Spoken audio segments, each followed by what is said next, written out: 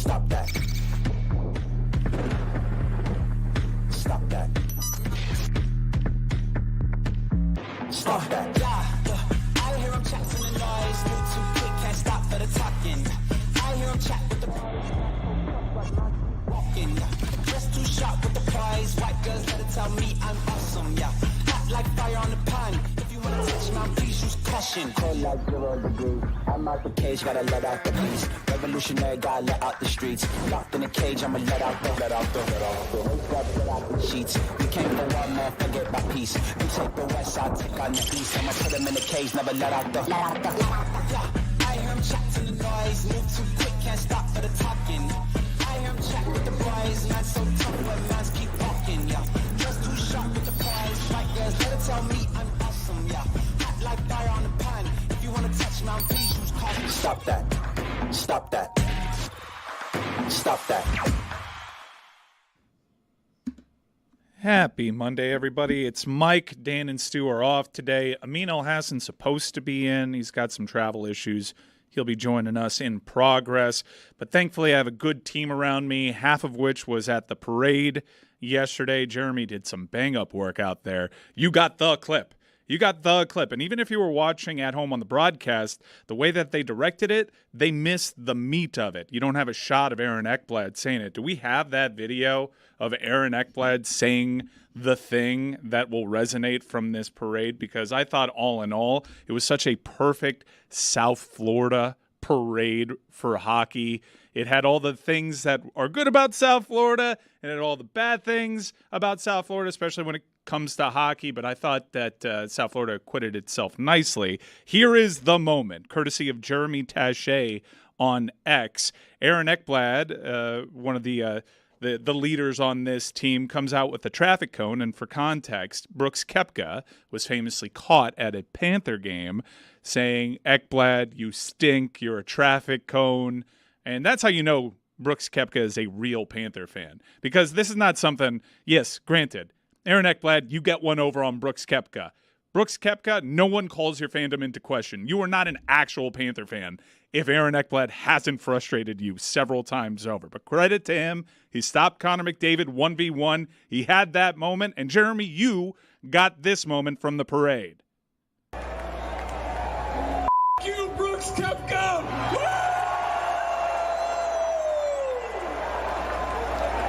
Jeremy and Roy, specifically, how are you guys doing? I asked you before the show if you did the old-timey Looney Tunes thing of just putting your bare feet in a hot tin of water with a thermometer in your mouth. I am a fair weather fan. I was on my way to the parade. I was driving down from Orlando. I got as far as the Galleria Mall, and the downpour was just too much. I couldn't leave my car to get to the place. Unfortunately, I left Orlando maybe a bit late, and I realized after being rained on all weekend, I can't do this, but you guys had your jobs to do. You guys had to cover this momentous occasion. You couldn't just do what I did, which is just watch it from my couch at home. How are you guys doing? Are you feeling okay, Stuffy? Oh, yeah, I'm feeling all right. Actually, at the parade, the current shirt and jacket I have on is a replacement from the shirt that I actually wore at the parade. I went to the Tommy Bahama and got myself a Panthers championship T-shirt. And at the Tommy Bahama? Is that your first ever Tommy Bahama purchase? It is. Okay. Jeremy, you got, not only did you get rained on, but Ryan Lomberg, I see it in the videos being looped behind Tony. He dunked a beer all over your head. It was a truly. It was amazing. It was truly amazing to have that experience, because I was already clearly soaked by the rain for hours and hours of downpour. Lomberg came up and clearly wanted to have that experience, but it was such a special day and something so unique. I'm definitely feeling it today. I'm exhausted. I think you can hear it in my voice. But, like, to be in the fans and all these people who, through thunderstorms, through lightning, literally making static electricity come through the speakers from the stage, everybody stuck around. The fans that were lined up at 6 or 7 a.m. alongside the barricades, it was like nobody left, and everyone was there through literal thunderstorms, waiting out and having an unbelievable time. I love the fact that one of the last things that Ryan Lomberg will do as a Florida Panther is pour beer on the top of Jeremy Taché's head. I'm happy about it, too. I'm sad that Lomberg is going. Yeah. Yeah, but at least he gave us that parting shot. And I was bummed that he didn't take the microphone at one point, but it seemed as though nobody who was up for a contract extension spoke except for Sam Reinhart, who sent a video message. By the way, your friend, bad job. Bad job by your best friend. Sam Reinhart skips a parade because he's supporting his best friend who's getting married. Be a little bit better with the calendar. Maybe move that one into July. Yeah. I don't know, man, because next weekend would have been July 4th weekend, and that's a whole thing. Yeah. Right? No, look, you get married when you get married, and Sam Reinhart missed like 3 opportunities to make sure that this conflict wouldn't pop up. But then he got the game winner in Game 7. But the good news that a lot of Panther fans woke up to, and there was a lot of momentum for months and months and months, it was assumed by people close to that organization, who cover that organization, that Sam Reinhart would be coming back to the Florida Panthers. And these terms are tossed out like hometown discount. Look, this is a player that really fulfilled his promise. He came into the league with a lot of hype, struggled early in Buffalo, came here, became a 50-goal scorer after not being a top liner initially. He had to work his way up. Perfect partner for Barkov on that line. One of the sneaky better two-way players in the league. Sam Reinhart does not take defensive possessions off, Roy. He was 4th in the Selke voting for best defensive forward this season. So you got to imagine this ages pretty well because the annual value on this contract's $8.65 million. That is a bargain for a 50-goal scorer. That is a two-way player that scored the game-winning goal in Game 7. You consider what Forsling's number is, and that discount applied. You're paying those two players, who are elite players, about $14 million. Panthers right now have about $11 million clear, and a lot of free agents. I don't know how Brandon Montour comes back. That doesn't seem possible given some of the money that is being spent on defensemen in this market. He may have to go get his money. Also, you can't bring him back and pay him more than Forsling, or that much more than Forsling. So that one's a little bit tricky, Jeremy. Yeah, I mean, it's going to be a different look in the surrounding players, but what's special about what you have now is a team that just won the Stanley Cup and so many talented players in your core locked up, not for like 3 more years. Sam Reinhart's now here for 8 years. Matthew Tkachuk signed a long contract with you initially. Alexander Barkov's going to be here forever. Just 28 years old, and he's already been here forever. Right. So to have this group locked up long-term, not for 3 or 4 seasons like you might see in the NBA, but here in the NHL, 8 years of this group, it's really a great time to be a Panthers fan. And the Panthers still have to re-sign Anton Lundell, who's a restricted free agent. Yeah, so where do they think that deal's going to fall in between? Because a restricted free agent, he's going to get some decent money. He is presently a third liner, one of the better third liners, and again, fits the identity and culture of a lot of these players, are two-way players. Probably going to get his, so that's going to eat into your chunk. You look at the available free agents right now for the Florida Panthers. Maybe Stenlund comes back. Stolarz is getting interest. He had did Stolarz have the best goals against average in the league? Yes. Your backup goalie, he could probably command some like mid number 1 money out there. Jessica and Tony and Juju, my experience, I don't know if you guys spent your Sunday watching on TV. It was all across the local channels. They all gave up on the dump button. I was bummed that I couldn't be out there in the parade, but I pivoted to watching on my couch, and I really enjoyed it. And I wonder, Jess, was this something that you were laughing at as someone that's not necessarily a South Florida sports fan, or was this something that you felt galvanized an audience and was like a pretty unique parade experience? Because that's where I fell. I did think it was really funny just how terrible the weather was, because there was lightning. I was watching the radar from my warm and cozy living room, just thinking to myself, man, I really hope Roy and Jeremy and Greg Cody don't get struck by lightning today, because that would be a really sad way for this all to end. We were close. It was a very funny.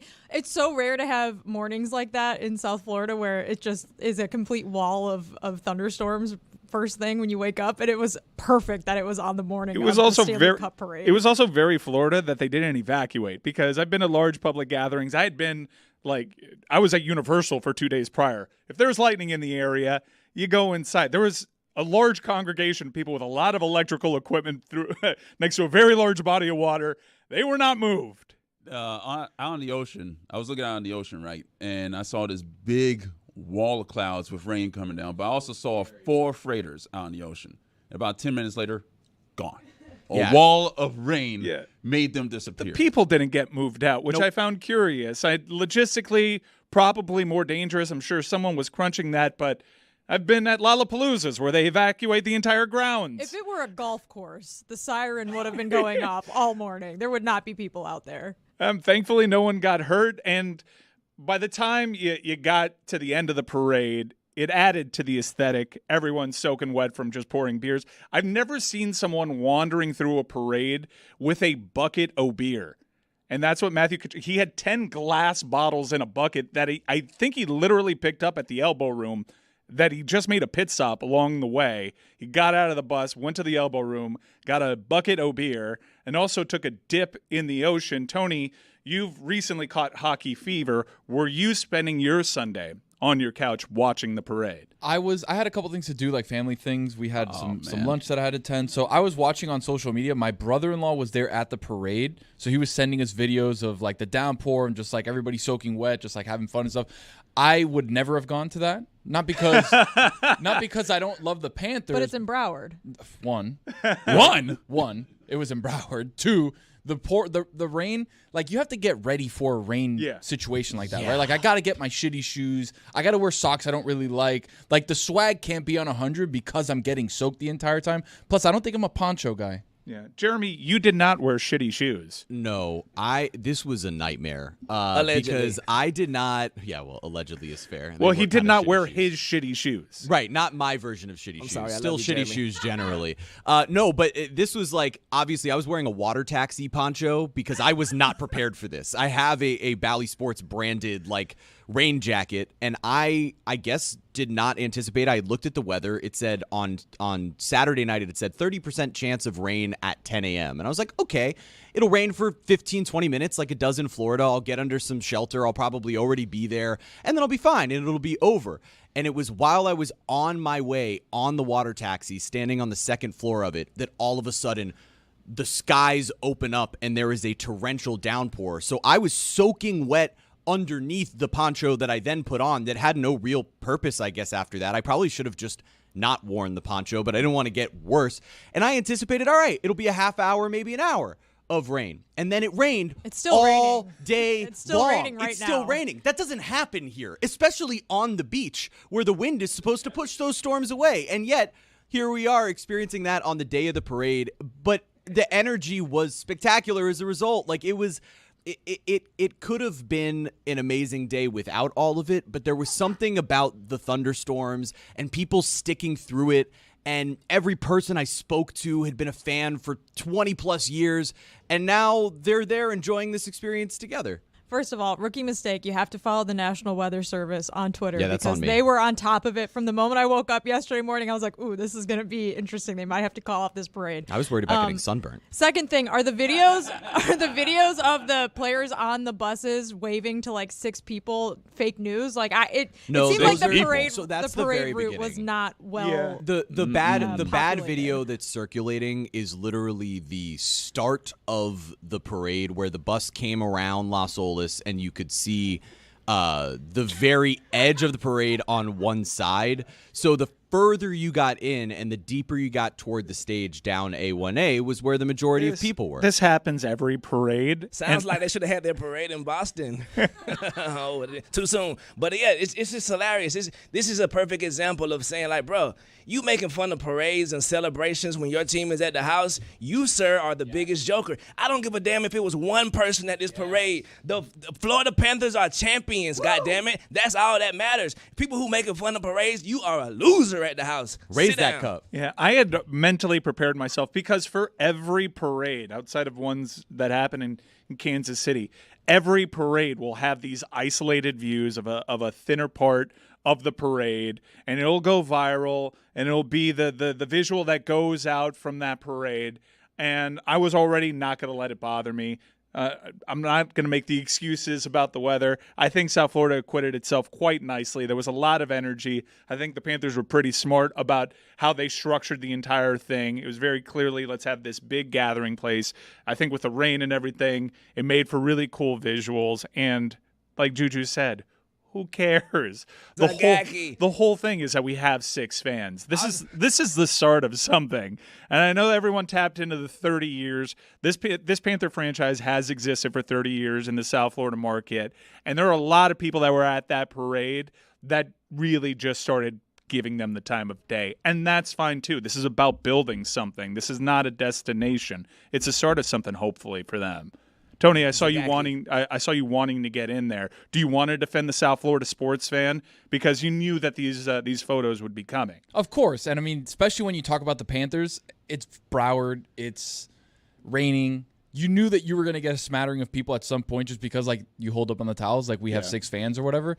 But, you know, Juju was saying, like, we're talking about a parade. I don't mean to sound like AI, but like not every single inch of the parade route is going to be stacked with people. It's totally fine to have a sport that's still trying to find its footing. There hasn't been a real reason for this franchise to have a connection, particularly with the Miami-Dade fans. There hasn't been any real moment. This was a bizarre championship in that maybe I cared about this championship possibly more than any other local sports championship.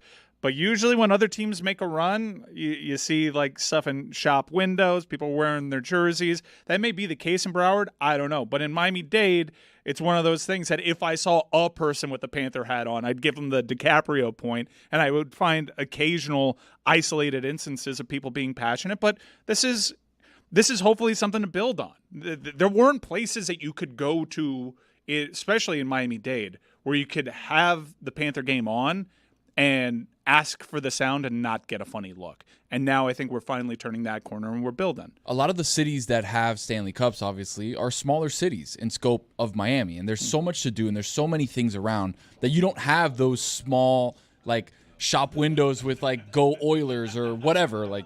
Well, I don't know about that. I mean, Boston, Chicago's pretty big. The New original York, 6 Los are, Angeles. the original 6 are Columbus, big markets. St. Louis. I think it's totally fine that we lean into the Columbus does not have a Stanley Cup. But you know what I mean, right? The sideshow appeal of Florida. This is totally unique. They had a parade.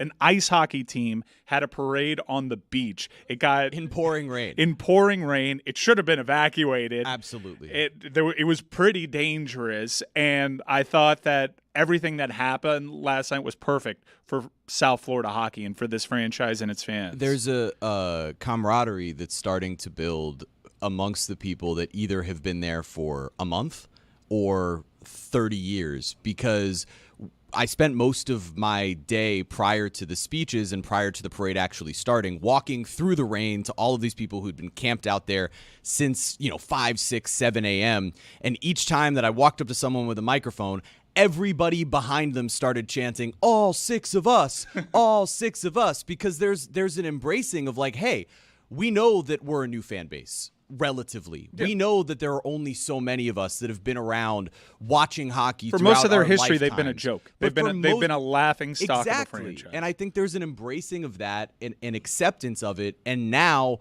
wanting to prove like, hey, like you said, Mike, this is the beginning of something special. This isn't the end, but everyone was celebrating like it was the last day on earth. That's what the drinking was like.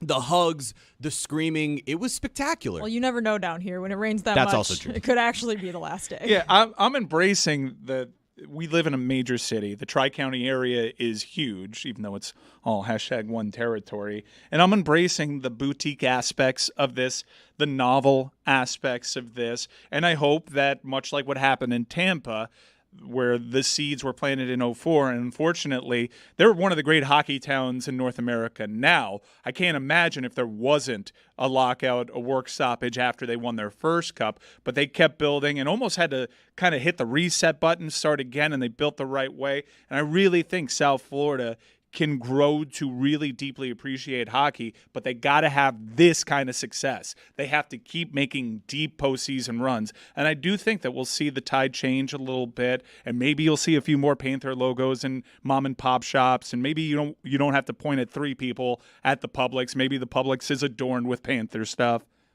Well, it was a grassroots situation in Tampa. I mean, they built from the ground up over there, and I think the Panthers have to do the same thing. Now they got that new facility in Fort Lauderdale with the War Memorial. They built a couple more rinks. You're going to have a lot of new young fans actually playing the sport. So if they can get these fans to play the sport, they can get these kids to play the sport, you'll grow the culture down here. Throughout some of the properties we have here on DLS, I've made a list of things that are for other people. And I just wanted you guys to know, sports parades are for other people, not for me. I just wanted to let you guys know that. You never went to any of the Heat parades? I did, which is why I found out, you know what? Not for me, for other people. Chris Cody and Ethan are in a Panther group chat that had a pretty good feeling about all of this happening. And they were actually lamenting in the group chat, like, and I know Ethan went to the parade. We should be in this parade. I'm like, what? We should be in the Panther parade? And they were citing Raheem Mostert was at the parade. I'm like, guys, Raheem Mostert didn't make a mockery of the entire Stanley Cup final. Of course they said no. You think that's why we weren't in the parade? I think we weren't in the parade because we were asking damn near 2 weeks before they actually won the thing. And I think the Greg Cody thing didn't help. And I think largely our show treated this we weren't reverential enough to Lord Stanley or the Florida Panthers. And I think Dan is naturally predisposed to want to make fun of sports. And I read an article about in Awful Announcing. No. I read an article in Awful Announcing that made it seem like for once in our show's really toxic history, they finally found a cause that united a lot of listeners. And that was cool to have that perspective, that people in Columbus, Ohio were rooting for the Panthers because they never gave hockey the time of day. And they've been hearing about Roy get the table and the CPR line and Randy Mueller goal calls for our show's 20 years. And they felt some kind of tie. I will say that it did not unite this show. It was very divisive here on this show. I was fighting with Juju. I was fighting with Greg. I was certainly fighting with Dan. It was all pretty bad. Emotions got ramped up after they blew that 3-0 lead. Telling you. I mean, the argument you had with Greg broke contain. I was at Notre Dame last weekend, and people that do not watch hockey or the Le Batard Show were like, hey, so what's the deal with that Mike guy? So, yeah, it wasn't a good look for me, and I knew that going in there. But you know how Dan does these things. Dan very clearly wanted that to happen. Absolutely. Because he was pushing all my buttons to make that happen. And at a certain point, I'm like, okay, then I guess we'll lean hard bit. And then I lean hard bit, and then the same thing always happens when I lean hard bit. And not only that, I'm leaning hard against like an octogenarian. And this is just not a good look for me at all. And yeah, Dan got what he wanted, and that's the cost of doing business with Dan. And we didn't get a float out of it. No, but exactly. Okay. But nobody got a float out of it, luckily, because they didn't have any media on any of the floats. No, they Raheem did Mostert, not. like Just Randy Mueller. Let me tell you something. I was on two Miami Heat floats. Okay, I've got 2 parades under my belt. I was there next to Poppy hitting pots and pans. Like you bring South Florida luminaries, but we don't deserve that one because we made a joke of it. Because everything around here is a bit. And sports fandom usually is canon. And I will admit Roy got punished more than anyone else for this. I kind of got to do whatever I wanted. Yeah. Well, you occupy a very unique space. You don't count. I will. I was the only one that was calm in this situation. Like me. You were never scared. Never. We know this about you, Roy. Thank but I will underscore my own hypocrisy here. Usually, I'm taking the piss too, and everybody's sports fandom is there for the taking. I actually handled the Mario Cristobal not kneeling thing in stride. The Panthers thing got to me because I'm so sick of being that guy. I mean, how sick can you be if you're taking off your Rolex threatening an 80-year-old? But I guess there are performative aspects to this that, all right, F it, I'm here. It's kind of like when you're at a parade and you're soaking wet. At a certain point, you just stop giving an F. Your shoes are ruined, so you might as well enjoy yourself. You say dump a truly on me, right, Jeremy? Yeah, that's exactly right. It was I mean, it was funny. If you look at the video, Ryan Lomberg did sort of pause for a second to make sure that I was cool with him pouring the drink on me. And the pause that I took before deciding whether or not to say yes was, should I drink this on camera or should I just have him pour it on my head? Because I had to make the obvious professional decision, as you can see in the video. Very professional of me. But I'll tell you, like, it was really cool how many of our show fans were out there yesterday, and it really did sort of galvanize because I was here every time I was walking through, there was somebody yelling Jer Bear or Jeremy or where's Chris, where's Mike, where's Roy, because everyone was really excited about it. And whenever I stopped to actually talk to people, they all asked, hey, were the last couple of weeks a bit? All of them, because I think everybody was legitimately concerned about how Metal Arc Media is holding up. Did you know where Chris was? Because I'm looking for him still. Was he at the parade? Was he?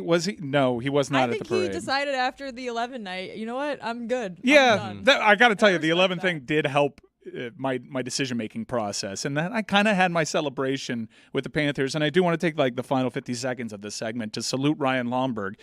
Your colleague on the hockey show, David Dwork, did make it seem like Ryan Lomberg's going to get his money in the open market. And he deserves it. He deserves it. And I don't know if you saw the Wired for Sound from Game 7.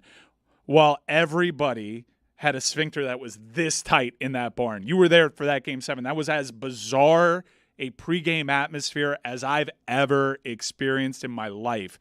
What Ryan Lomberg delivered before that Game 7 is exactly what they needed. The juice. He's a high-energy guy. And also, he's pretty media savvy because I could tell he recognizes guys like Jeremy and guys and girls that cover this franchise. He absolutely does. And he made it a celebration that everyone could be a part of. And Ryan Lomberg, there's a lot of 94 jerseys. He's not necessarily of a talent level that would necessarily reflect the amount of jerseys that are in that arena that wear 94.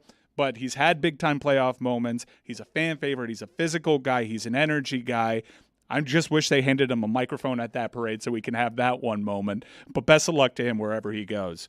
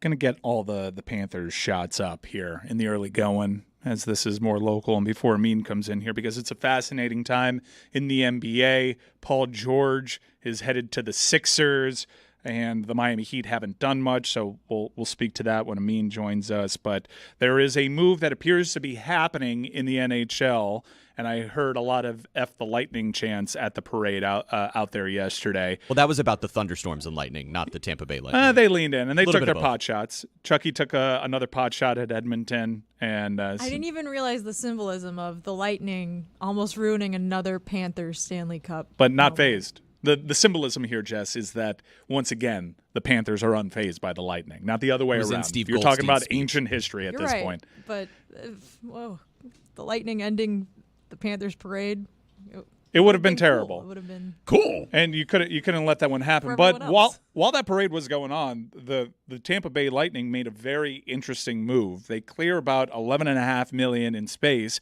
The Stugotz trade to Utah caught a lot of people off guard. Stugotz gave Tampa a big emotional lift coming back from a gruesome compound leg fracture. Really good player when I don't know if he's ever going to reach those levels again, but Might have been a difference maker had he been healthy for that entire series against the Florida Panthers. Who knows? Gets moved. Him coming in during the series got them that one game. Yeah. Oh, the pop that he got, I was there for that. It's crazy, and he's a good player. But he gets moved, and you assume, okay, if they're clearing all this space, they're clearly far apart on Stamkos. Maybe this is about getting Stamkos his money. Not the case. Steven Stamkos appears to be headed to one of 4 franchises in Nashville right now, getting a lot of the hot buzz. I think betting favorite for him to go to Nashville. But the room that they cleared was for Jake Gensel, which is a surprising move for the Tampa Bay Lightning. Everyone assumed that if Gensel does test the market, it won't be there because they don't have the room for him. The wide expectation was that he was going to re-sign with Carolina. Doesn't end up happening. Apparently, they felt like they had a deal, pretty much the framework in place, but then the open market changed things. So Gensel goes to Tampa Bay, and this is a big-time acquisition for Tampa Bay. But Roy, here's my pro-Panthers spin on it. Gensel, and I know the analytics like him, and he does some things off the puck that you don't necessarily see. I see, not talked about enough, a smaller winger that you could push to the boards and will go missing during key stretches. Didn't they just have that with Kucherov? A lot of their best guys, and now you take Stamkos out of the picture, a lot of their best guys are smaller. And that leans into some of the advantages. You saw how the Panthers drafted over at the Sphere. Nobody under 6 feet. The Panthers' identity is we're going to have big guys that can skate, that are also skilled. They're going small winger, Jake Gensel, maybe someone you could say, maybe some of those stats are empty. You got to play with some talent over there in Pittsburgh. And when Carolina needed him most, he didn't really show up. What's your immediate reaction to Jake Gensel to Tampa? 7 years, $9 million. Those are the numbers that came in. When you hold that up against the Sam Reinhart reported details, where Sam Reinhart is a two-way player, a 50-goal scorer, scored a game-winning goal in Game 7, where Gensel might have been a little frustrating at times during that Rangers series in particular. I mean, who else do they have? Really? Look, there's moves to be made for Tampa Bay with that space. I think they're just going talent onslaught and try to meet the Florida Panthers' depth a little bit. But you lose Sergachev and you lose Stamkos. You replace them with a really different type of player.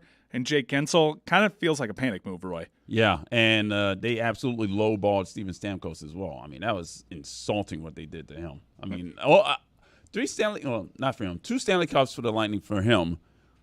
That's insulting, and I'm offended on his behalf despite being a Panthers fan. You don't do that to him. Tony, do you match Roy's passion on this topic when Absolutely. it comes to Steven Stamkos? Stamkos is just one of the legends of the Tampa Bay area, and you're going to give him that set. You know, you look at my man's deal, 7 years, $9 million, which is a crime, by the way. How does that math even work out? When you start talking out of your ass, you do the Trump hands. Of course, I have to. You also sound like Stugotz the doing the good senior guard play on March Madness. Well, let's talk about something that is a little bit more in your wheelhouse. I saw a highlight reel knockout. Now, I did not see this UFC pay-per-view, although I was excited about the main event. I was just in Universal Studios at Pat O'Brien's. I could not do it. I could not watch the UFC event. What did I miss? Okay, so you missed, again, this was originally supposed to be Conor McGregor versus Michael Chandler, a massive card in its own right, because anytime that McGregor is on a card, the entire world watches, right? He gets taken out.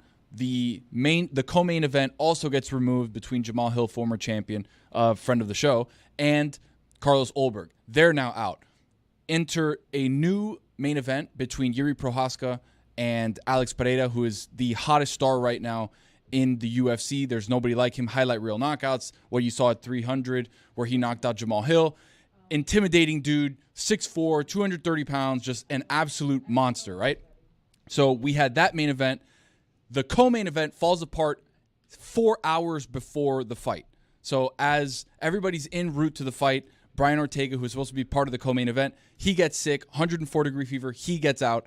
Dan Ige, another fighter, with 4 hours notice, comes in, makes weight against all odds, goes in and has an absolute banger of a fight, probably the second best fight of the night between him and Diego Lopez, another rising star of the promotion. So all in all, it was a lackluster card, But with those two fights, it really stepped up. And then what you saw between Yuri Prochazka, who's an insane person in his own right, when he found out that he was going to have the chance to avenge his light heavyweight title, he was in the Aaron Rodgers, I'm going to sit in a cabin for 3 days, no lights, no water, 3 days, no food. no sustenance. Nothing. Was the quote I And read. my boy was locked in, right? The Last Samurai. Yeah. It was fire because the champ, he said he saw a tail in Prochazka's game during the pregame video that he had put out on Instagram. He said, "Oh, he's dropping his hands every time he blocks a kick." Checks the kick, yep. And then 40 minutes later, across the head, knocked out. You did me? So Poetin. What's crazy, at the end of the first round, he hit him with a left hand, falling back like a fadeaway jumper, falling back left hand that knocked him out at the buzzer. He fell on his back, looked around, was like, oh my God, got up wobbly. They sat him on the corner. First second of the second round, we see something like this. I don't know if we have B-roll or if it's audio. I'll talk through it if it's B-roll. Let's see. No, this has audio. Okay, so high head kick, like Juju said. He kind of gave him a feint like he was going to go low on a leg kick, which he had done previously in the first round. Goes high and absolutely knocks him out. They had to hold up Yuri Prochazka.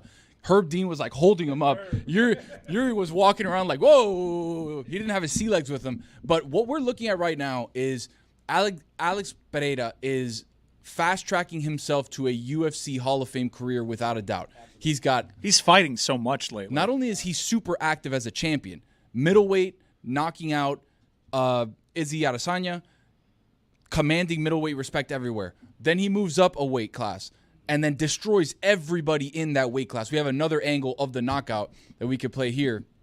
This was, boom. Like, it is over. Jeez. And he broke his toe on that kick, too. He did break his toe. But what we're looking at is one of the greatest runs. He's only had about 10 or 11 fights in the UFC, and he has more title fights than non-title fights in his UFC career. Again, he's not the global superstar of a McGregor or whatever. He doesn't speak the language, but he's incredible, and he's fast-tracking to a Hall of Fame career like sprinting. Because of the kickboxing, there's a lot of comparisons. I think the thing that he gets compared to John Jones the most is his ability to move in weight class. John Jones, very similar. A lot of people were fantasy booking a weight class that they could both fight each other in. I don't know. There's no way. There's no shot, right? There's no way. Like, when you talk about the heavyweight division, you talk about a guy like Tom Aspinall who walks around at 260 pounds. When you talk about John Jones, greatest mixed martial artist of all time, and what he did to Cyril Gane. Yeah. What does he walk around at? What's like 250? Yeah. Right now, probably 250, 260, somewhere in that range. But I mean, when he first burst onto the scene, they could fight in the same weight class. He was a light heavyweight, right? Yeah. He was the youngest light heavyweight title winner, UFC title winner of all time. He's the greatest fighter of all time. Period. But when you look at what Alex has in his game and the success that the other guys have as far as getting people to the ground and choking them out very quickly, Tom Aspinall, like guys in the heavyweight division would take care of him very quickly because of that weight discrepancy. But I think... And you can't really count on John Jones's ability to be available, really. He was going to be available, then tore the pec, and then now it's like up in the air. I think that the fight to make in the heavyweight division is Aspinall versus John Jones when they do get that. But I think the next move would be, and we're going to have it in kind of short order, UFC 305, Perth, Australia. We're going to have Dricus du Plessis versus Israel Adesanya for the middleweight belt. If Izzy can beat Dricus, okay, get back the middleweight belt, we have a super fight champion versus champion for everything, for all the marbles, for bad blood, redemption, finality, closure. Izzy versus Alex one last time at 205 for the light heavyweight belt. Nobody can beat Alex right now. He's on a hot streak. Izzy kind of on a downturn after losing to Sean Strickland in embarrassing fashion. If he can beat DDP and you can set up a light heavyweight fight between Alex and Izzy for everything, I think it would be one of the biggest fights we could make.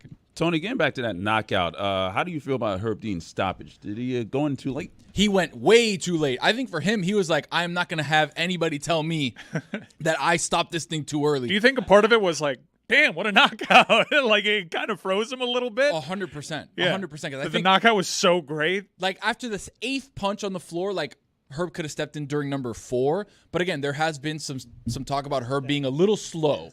Yeah. He had one time where it was like, bruh, you stopped it early. And then since then, he been stopping them things late as hell, boy. He would let you die on the ring first and then, all right, it's over. I don't know if anybody caught the draft out of the sphere. Really cool visuals. probably just scratched the surface on what they could do. And Dana took the opportunity to talk about what the NHL had done.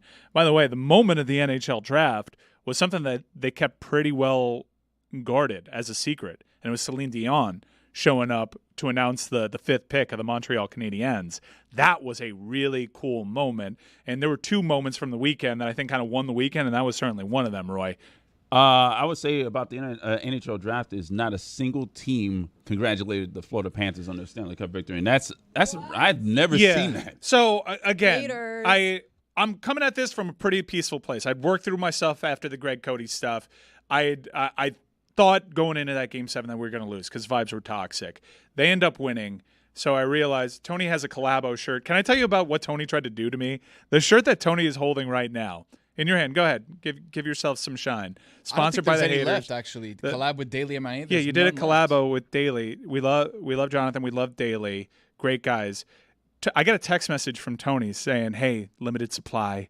Would like to get you a shirt. $45." Same.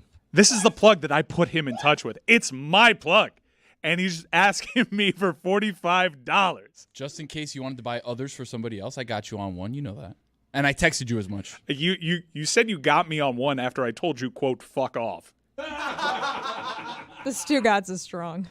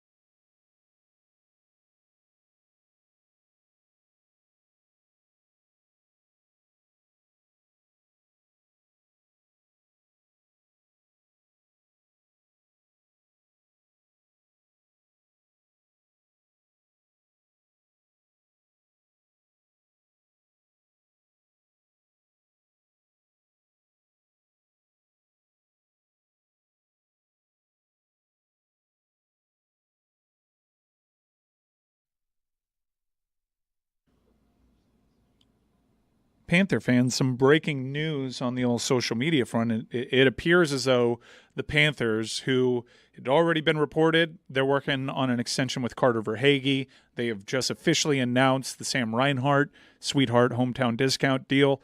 And now it appears as though they're moving to lock in Sam Bennett, who, a lot like Carter Verhaeghe, had another year on his deal, but you act now as there's championship glow, and it locks in your cap going forward. There's some cap money to play with in the coming years. Ekblad comes off the books next year. We'll see what happens there. There were rumors that he was being shopped around, but Elliot Friedman came out and said he hadn't heard that, Roy. I'm also interested in what they're going to do with Aaron Ekblad. His contract is expiring as well, and they're also still paying one more year to Keith Yandel. That's dead cap space for him. That's the one last year of his buyout. Yeah, well, I was actually asking you specifically about the Ekblad thing. There were reports out there he was being shopped. There's been some pushback on that by some really reputable reporters. Aaron Ekblad's at 7.5. I think he had a no-move clause that turns into a no-trade. I'm not really sure I know what the difference is. I don't think they're going to be waiving. Well, it's the teams that he wants to go to, so he would waive that. Yeah. And Bob also comes off your books in 2 years. But locking in a guy like Sam Bennett, a nice little identity that the Florida Panthers have kind of figured out here. It's not unlike the Dallas Mavericks back in their heyday. Take a highly touted guy that maybe didn't fulfill his promise, see if you can get him to fulfill that promise in your under your banner, or maybe turn that guy who was touted to be a superstar and turn him more into a role guy. I think that would be selling Sam Bennett short, because I think Sam Bennett had stretches during this postseason where he was among the best skaters on the ice. He was a highly touted prospect coming in. This was a guy that found his way on the fourth line in Calgary, came here, has that edge to him. And I will say, I don't want to break down any preconceived notions about Sam Bennett, because I think Paul Maurice already did that by saying, I saw him smile for the first time in 2 years after winning Game 7. I got a hug from Sam Bennett at 11, and it was one of the more shocking experiences of my life, because that dude does not give that off. But he was standing on top of speakers saying, you know why he gave me a hug? Why? Because Aaron Ekblad turned his ankle stepping down from the section that we were at with that Izzy. Man has so many foot problems. He didn't see a step. It's a tricky step. And I grabbed him by the armpit and I pulled him back. I might have saved his NHL career. He gave me a hug after I did that. And I think Sam Bennett, recognizing what had happened there in a moment of clarity, turned to me and either is a huge fan of the show, which I doubt, or wanted to just genuinely thank me for making sure that Aaron Ekblad didn't get hurt, gave me a hug, and is one of the more outside. You're in that class, Roy. Dudes that will give me an embrace that'll stun me a little bit because I did not know that they were capable. This must be a special moment. Sam Bennett is in that Roy class. Yes. Are we bringing back Kevin Stenlund? I think so. I think they need him for the penalty kill. Yeah. You think so? Because I kind of. Of course we are. It would be really a crime important to have him not come back. Number one, I don't know if you saw that photo of Kevin Stenlund floating in the pool with Lord Stanley. He looks like Thor. He is a handsome devil, and he proved himself to be a huge part of this team's penalty kill. He's one of the best penalty killers at that position, at the top of that blue line, killing a penalty in the entire league. It just so happens he's on penalty kill unit 2 because he's got Barkov ahead of him there. But I would really love to bring Kevin Stenlund back. He had the moment without the stick, giving it his all, trying to punch at the puck. Monster number 2 needs to be back down here. The biggest penalty kill in franchise history. There were a couple against the Edmonton Oilers where the puck was in their zone for 2 minutes and they had key guys on their penalty kill in the box and they had to find a way to get a stop. The overwhelming thing, and I promise you, this is the end of our Panther coverage unless there's breaking news. I promise you. The overwhelming thing that washed over me watching the parade from home, outside of me understanding that the local news at some point just had to give up on the dump button altogether. So many fines. And PLG just decided they're just going to put up a graphic warning folks that there was going to be some saucy language over there. I was watching that, and I was like, seeing all these guys having the time of their life, Aaron Ekblad with the cone on his head, getting to have that moment over Brooks Koepka. They almost blew this. Yeah. They almost threw all of this away with the most historic collapse in a final in team sports history, in modern era. Because I was telling Dan, the gulf between the Spectrum ran headed into that Game 7. Your crowning achievement as a professional, your first Stanley Cup in franchise history, what you might be associated, for better or worse, what you might be associated with for the rest of your career. When they introduce Aaron Ekblad at functions decades from now, he's going to be Stanley Cup winner Aaron Ekblad. That was what was on one side of the spectrum. What was on the other side was biggest choker in the history of team sports. You're not going to be able to avoid this. They're going to throw your graphic up there when they're talking about Major League Baseball playoffs and teams blowing leads. Your graphic, your brand is going to be synonymous with choking. Speaking of throwing graphics up, not to intrude on this wonderful, but you guys was about to do a billboard in Edmonton and couldn't get it done. Jason Tatum put a billboard out here on Miami Beach and said, "Don't stop disbelieving." Neither here nor there, but he got his billboard up. Right. So I think that was Jordan that did that. It was Jason Tatum on the picture. It was Jason Tatum doing it. So I don't think Jason Tatum was calling like Clear Channel. I'm pretty sure you can make jokes, but a Jason Tatum billboard was in Miami, and he got that done. That's all I'm saying. Yeah, no, Jordan. It just doesn't make sense to make fun of people's celebrations. Like, you know what I mean? I want to bring it full circle because we had a lot to say about the celebration, and people around the world have a lot to say about Miami's celebration. And I think that it's all goofy. Like, I don't give a damn if it's one. I wish one person would have came to the Panthers parade yesterday so we can be just as happy because it doesn't matter. You're a loser if you're at the house and you care about our parade. Getting back to our celebration, you mentioned FCC fines and all the F-bombs. Well, we have Paul Maurice. We have the video of that, and that was spectacular. I need his T-shirt here in this clip. Years. For every one here, 30 years. For that woman over there, 30 years of being married to an Fuck yeah! I want to, in my wildest dreams, I've never would have thought I could see this. Seriously, understand this. Everybody that we love in this world is happy right now. My head coach was lit. That line was awesome. That's the most Canadian he's ever looked, wearing those shorts with that hat, walking around Fort Lauderdale Beach with a drink in his hand. He looked extra Canadian there. But I do think that Juju opened up the path to actually getting these billboards there. Have CCM or Raising Cane's or somebody sponsor the board for Matthew Tkachuk and have them say Greg Cody was right, because they absolutely got in through the back door with that Tatum billboard by just saying, yeah, Jordan wants some ad space over here.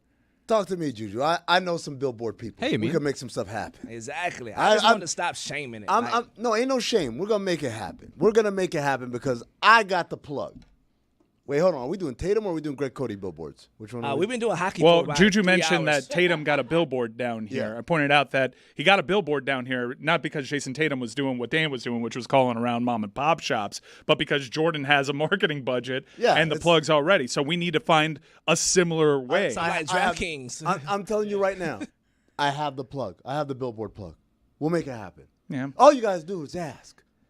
All you got to do is ask. See, the problem with we ask for Dan? I personally never want to see those billboards go up. I think it's a bad Cody look. billboards? I think it's a bad look for us. So like if the show wants to do it now that the job is done, go for it. Florida Panthers, as we've covered throughout this entire local hour so far, they've got a lot working against them. Don't need other people having that ammunition. But if you want to go nuts with the billboards now that you've won, Wait, what are you do it. What are you saying? I just think it doesn't. Why is it a bad give look? off Hold on. class? It's too cool for us, Oh, guys. we're the classy outfit now. That's what we do here. I think that we weren't on a The float. goalpost moves every week with this company. It's like, can I be emotional? Can I be mean? Can I be happy? Can I stand here? What are we doing? I'm always me. Lithium. That's what we're doing. We're all doing lithium. All right. So how does the show get a billboard? How does you talk to me? I'm talking to you. Okay. I'm asking I don't have to reveal how the sausage gets made. It's just all you got to know is the sausage is on the plate, and that's it. Nice. Okay. Thank you. Did you get delayed in your travels? Yeah. What happened? Flew out from SFO and there were mechanical issues, so we were on the tarmac for a while. It's going around. Did they use a YouTube video to fix it? Because Tony and I's flight to Austin for South by Southwest, we were in the Turkish lounge watching some guy watch a YouTube video. While he went from like vertical to like he went to the side so no. you could really see like what it was, so that way he can like get it in. No way. Yeah, I promise swear you. to God. He was right underneath the engine. He had it like kind of like up like this. He had it like this, and he was trying to turn it for a while, and then he finally turned it. He was like, oh, and then he started screwing the right one in. That's when you got to do the Grandpa Abe Simpson and just walk back out. Tony just started wolfing down free brownies. We were like, this is going to end poorly. But we Excellent made brownies. What kind of brownies? Free ones. Sam Bennett, Roy. Sam Bennett, bro. Back to what you was saying. Yeah, him on the second line with Kachuk on his wing. Man, top 6 forwards for the Panthers. It's best in the league, man. I'm very happy that they're going to try to re-sign him here. Wait, Roy wasn't on the float? Nobody was on the float. No meeting was on the float. No, because of the shenanigans that the show pulled over the last few months. The checks came back. It did not clear because of our general approach to hockey.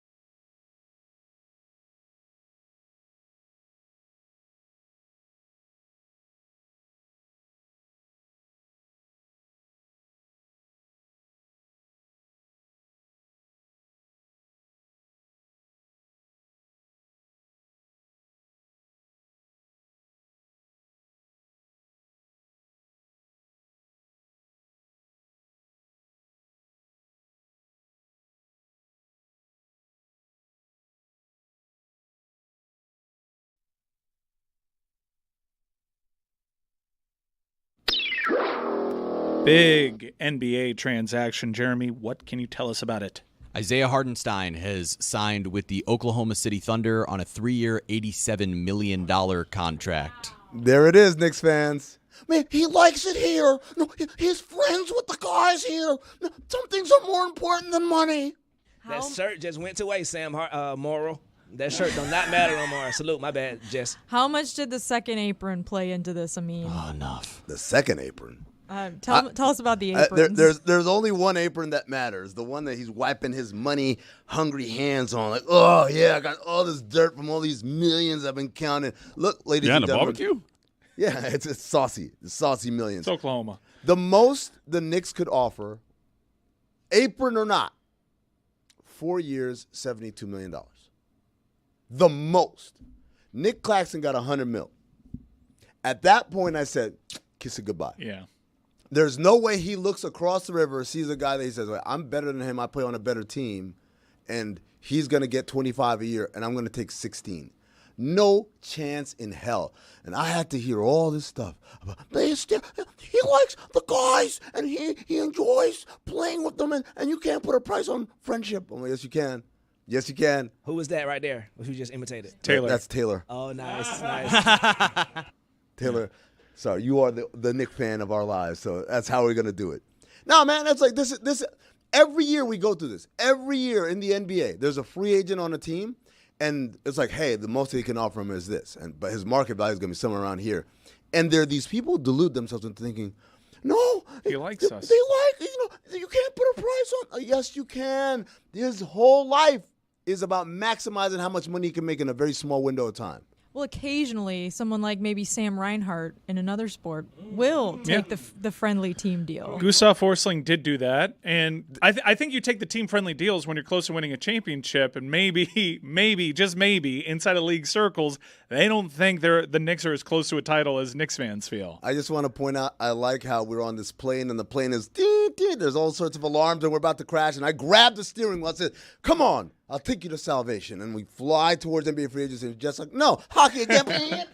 Oh, come on, man. That's not fair. I do want to address our last day. It's not fair, Roy. It's been 8 years of hockey in the last 2 weeks. Jesus Christ. I mean, it's free agency time, man. Come on. I know for the NBA. But for New New York, York, New York isn't exactly a tax-free state. There's been this huge notion from a lot of NHL fans. Tampa got hit with this a lot when they were winning. Is that, well, you got to do something about these state tax teams.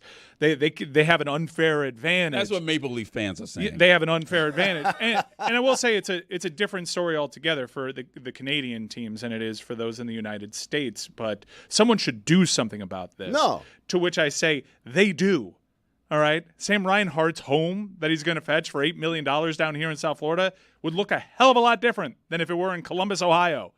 Boom. Like there's a whole cost of living aspect here, including it being underwater. Yeah, there's give me the cost of living in Columbus, Ohio, if you want to complain about the state tax here. Let me buy a house for the value that I would get it at Columbus, Ohio, if you have an issue with the state tax thing. Cost of living does factor into these things. And also, it's not like he's not going to be getting state taxes when they play in the New York area. That's the other part. Right? It's just for 50% of their games. It's an inherent incompetence about how any of the shit works. It's just like, oh, but they got no state income taxes. Okay, first of all, they still got federal taxes, which is the majority of your tax you're paying. But plus, any road game you play, most of these states now have enacted the jock tax. Yeah. Which is anytime these performers, singers, comedians, and athletes come to your state, they're getting taxed there. And so 41 road games, guess what happens on the salary earned in those games? That being said, if there's an NHL lifer that just gets moved to one of the two Florida teams and they have a home stretch for about 10 days, they look at their check and they're like, did someone make a mistake? Because so much money usually gets taken out of those things. It's probably, you know what's interesting? I wonder what happens if, like, I never play a road game. Right? Like if some old long in the or Kyrie, where he never had to play a home game in Brooklyn. But he could play right, like this, on the road trips. I'd love to talk to an accountant. If you're an accountant, call us on the show. Yeah, I do want to talk about the Oklahoma City aspect to this move because I really talk about the aprons. Will someone please just tell me about the aprons? I mean, what is the tax apron? I don't feel comfortable about Jess asking about aprons. I think she wants to put people in that position. Oh. The only apron that she should be talking about is the one she wears when she makes me a sandwich. She wears an apron to make a sandwich? I like what the Thunder are doing. Good sandwiches. Adding Caruso especially. This is a team that needed some of those veterans to help do some of those dirtier things that can help you win a title. Those are good glue guys. Those are good role players. I really like Oklahoma City after these moves. You know what they did? They're baking the cake at 400 degrees. I love it. I use this analogy every year, right? Particularly with the young teams, right? The instructions say bake the cake 400 degrees for 20 minutes. A lot of times organizations, after a little bit of success, are like, crank it to 800 and it'll be done in 10. And that's how they mess everything up. And the Thunder are like, no, let it bake. Are the Knicks cranking it up to 800? Man, 6 first-round picks for Mikal Bridges is cranking it up. I kind of feel that way too. It was a combination of two different analogies. One is they cranked it up to 800 degrees. Two is they're doing the dice thing too much. They're going into that. Oh, Villanova, that works. Right? Yeah. Oh, give me Villanova. It works with these role player guys. What if we have a team all of role players from Villanova? Villanova, Amari Spellman, Villanova. Wait, what about Sadiq Bey? Arcadiacino. Yeah.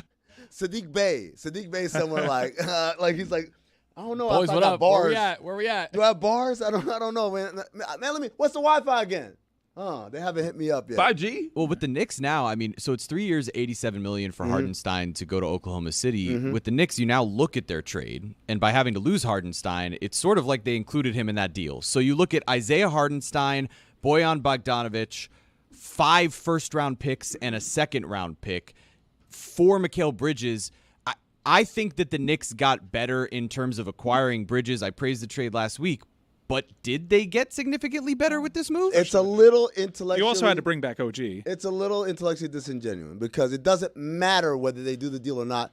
Early bird rights for Hartenstein, they can only offer him a deal. So was it going to happen regardless? It was like the only way it was going to happen was after the kindness of his dumb old heart. Perfect. Like I would, but I love it here, and that's what they were banking their whole thing in. Or this would be a more radical approach if they had renounced a bunch of stuff and gone under the cap and then used cap space to sign him. I guess the question still He could have also done on, like a really short-term year, right? Yeah, sure. But no NBA agent would say that's a good idea. But even if he did a 1-year deal to get to full bird rights next year, it would be a 1-year deal for $16 million versus 3 years, 87, with a team that looks like they're going to be running the sport they're going to for be the next 5 years. So maybe intellectually dishonest to make it all sort of like one move. Yeah. But the question, I guess, still remains of how much better did the Knicks get considering what the transactions are? They lost Hartenstein and now Mitchell Robinson, who was their original starter, but has had an injury history throughout his career.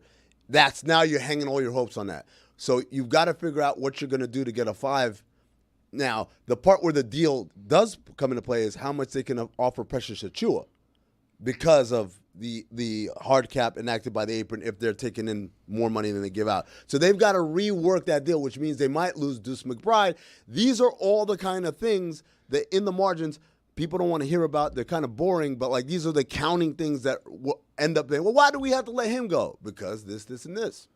Let's bring in Jake Fisher from Yahoo Sports, who does a great job covering the NBA, who you know a little bit, to talk about some of these recent moves. And our show can finally chew on this Paul George thing that happened overnight. Paul George to the Sixers. I already saw the who can stop these guys graphic, and I was looking at the knees in particular. I was maybe circle the knees. Circle of the Olympics 2024, Joel Embiid. What are you doing? So Paul George now joins Maxey, who I think got a max deal. Is that a part of the? He got a maxi deal. He got a maxi 4 deal. for 204. Look, I mean, Philadelphia added to a team that, again, health is always going to be the question there. But I think it's a good fit for Paul George. I'm curious to know Jake's thoughts here. So let's start right there, Jake, and welcome aboard the show. Let's start with the headliner moves so far of this offseason. Paul George to Philadelphia. Your immediate thoughts? This was kind of the Sixers' plan for 2024 free agency, starting as early as 2023 free agency when James Harden opted in and requested a trade. The Sixers made this plan. This is Daryl Morey's like master pipe dream of trying to trade him and only taking back 1-year contracts to then get into the open market this summer and be the only winning team with max cap space.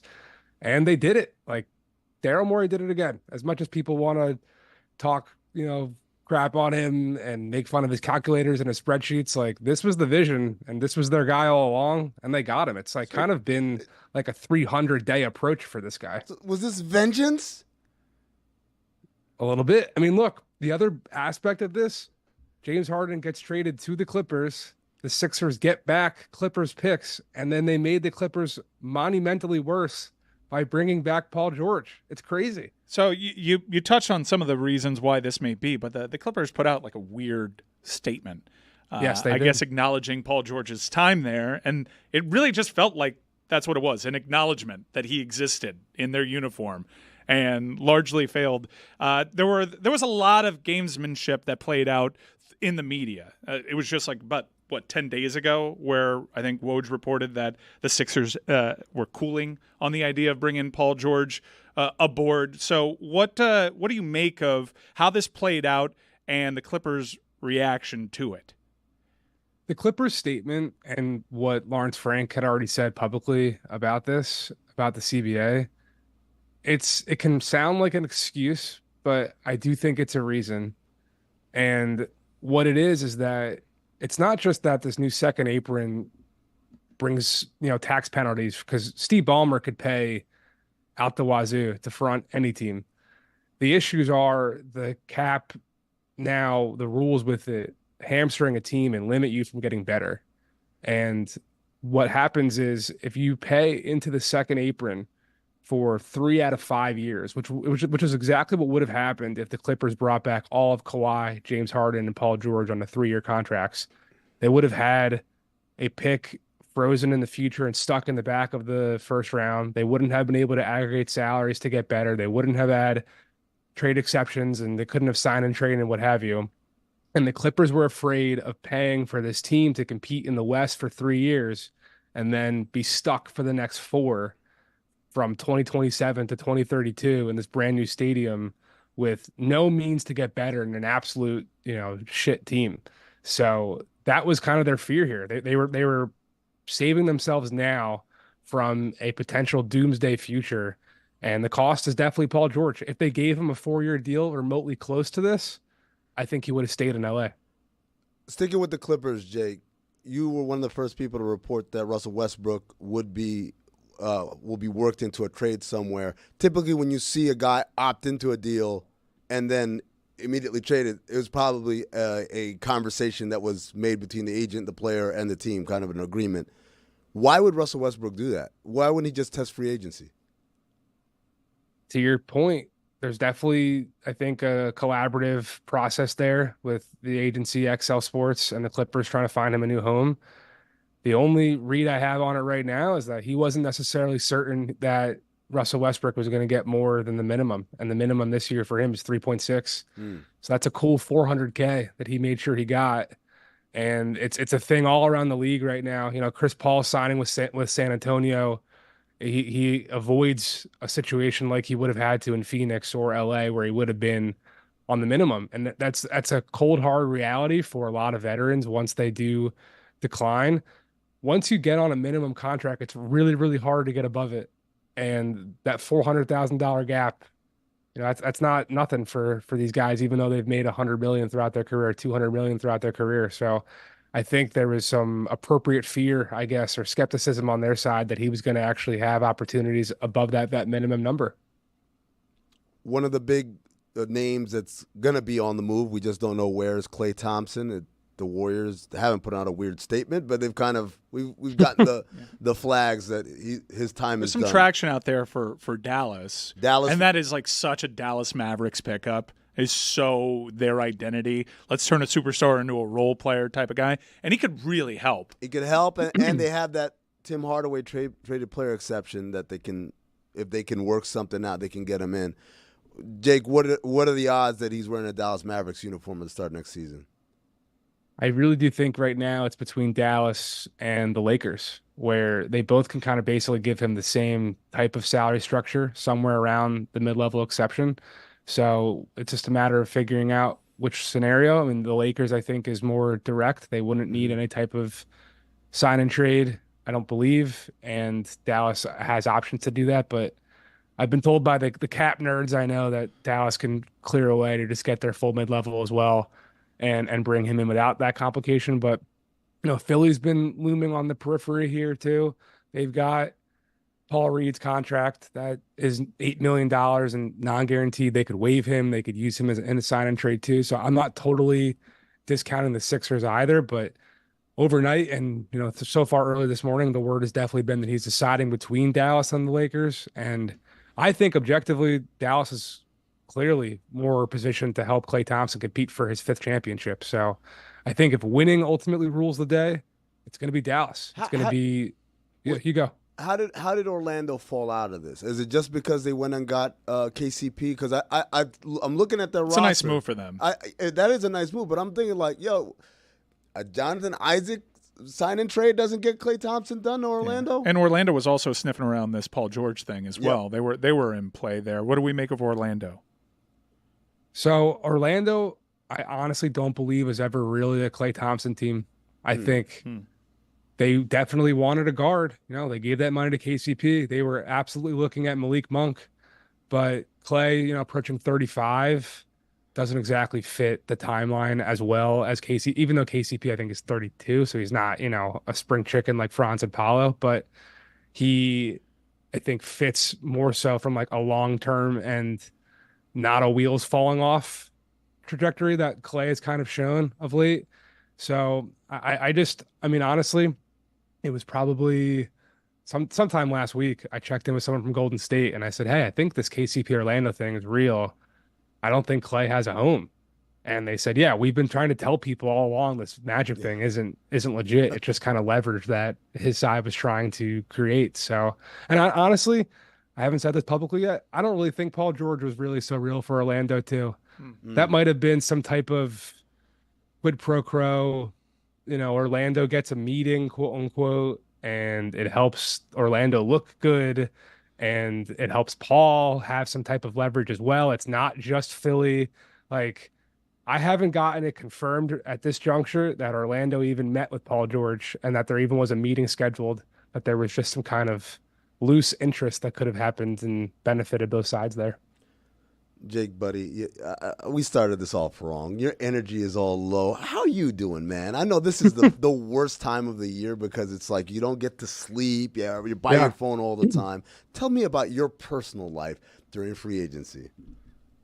So last night I actually got like my first night's sleep of more than 5 hours in probably 2 weeks. Same. Because the draft, that's another thing too. Like everyone was kind of saying yesterday on Twitter, oh, the new CBA cooled the early rush out the gates. No, the fact that the draft ended Thursday and free agency ended Sunday, as opposed to like usually there's a week for all these deals to, illegally get figured out. So we didn't have that run up here. And it's been good. We got a new foster rescue that we foster failed, Arugula. She's in the house. So that's been nice. Arugula?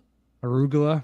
We call her Rugi. So everything's been good over here. I love it. Hold on. Can you give a foster a nickname? Because now it's all confused when it goes to its actual home.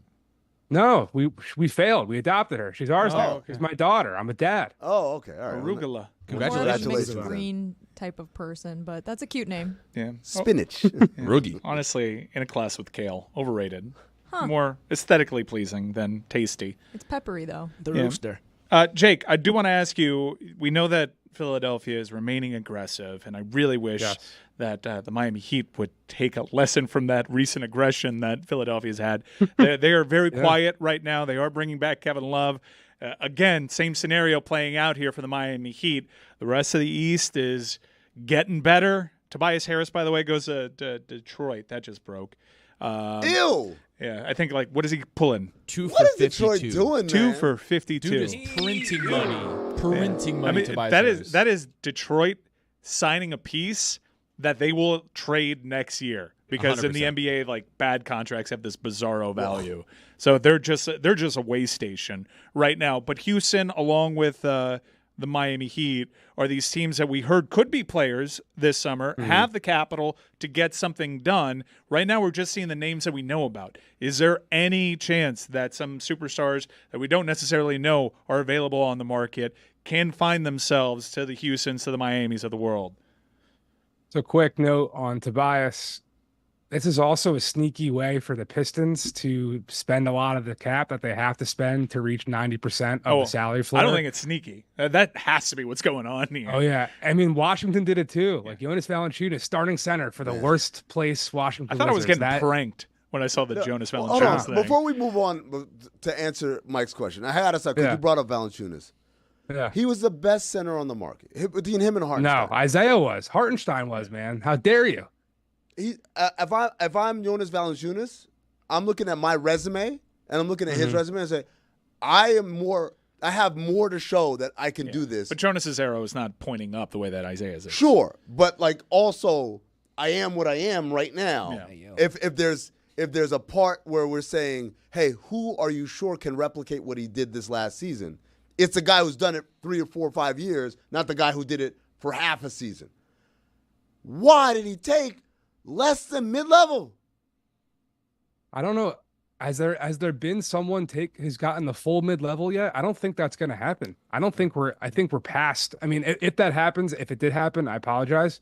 But every team I spoke to before free agency repeatedly said, oh yeah, if we can get this guy at 9-10 and still leave like, 3-4 million left to use as a traded player exception or to sign somebody else. We're in this new era now where the mid-level is so high that I don't think any team I spoke to had any plans of using that full amount. But 10 seems criminally low when you look at the other centers on the market, what they've gotten. If he didn't get that, honestly, I think he was looking at the minimum in certain scenarios. Yeah. Given where he is in his career. But back to the original question, Miami, The original Houston. question, Miami, Houston. Miami, Houston. Are these franchises actually going to do something with the trade capital that they've been reserving?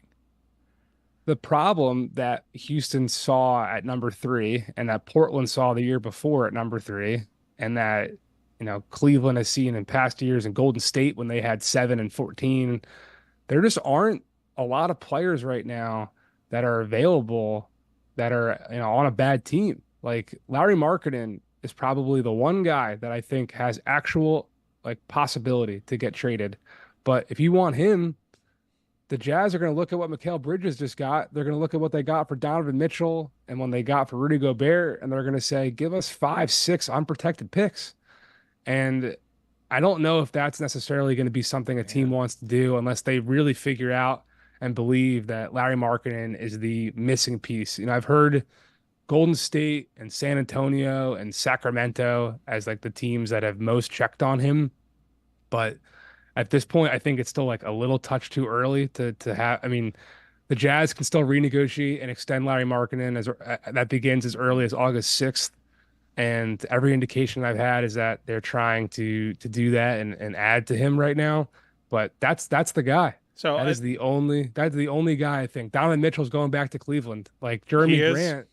Jeremy Grant's not worth that. Why hasn't not worth that type? Why of hasn't stuff. the Mitchell thing happened yet? Because a lot of Heat fans are holding out hope. I know your point is a good one. That there aren't really superstar malcontents on bad teams right now. I would say there are a couple of bad teams that don't necessarily realize they're bad, but they're in unique situations. Like tell Ishbia that they're not going to be competitive.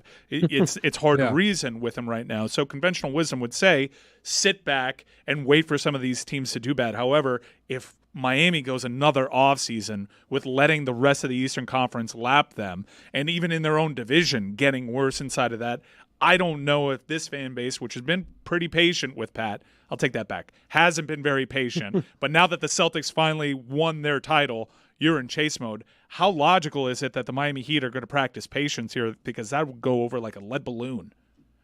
Yeah, and they might lose both Haywood Highsmith and Caleb Martin, depending on how things go. The biggest thing about the Tobias Harris news that broke while we've been on here, excuse me, my first thought was, okay, well, that was a big Caleb Martin possibility. Excuse me. So, does he go back? The word has been he's been looking for that type of money, a 2-year, $20 million a year AAV type of thing.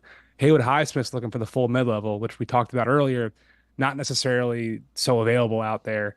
So like the opportunity cost for them to, find a richer thing somewhere else, I'm not sure that's going to be worth those guys not going back to Miami.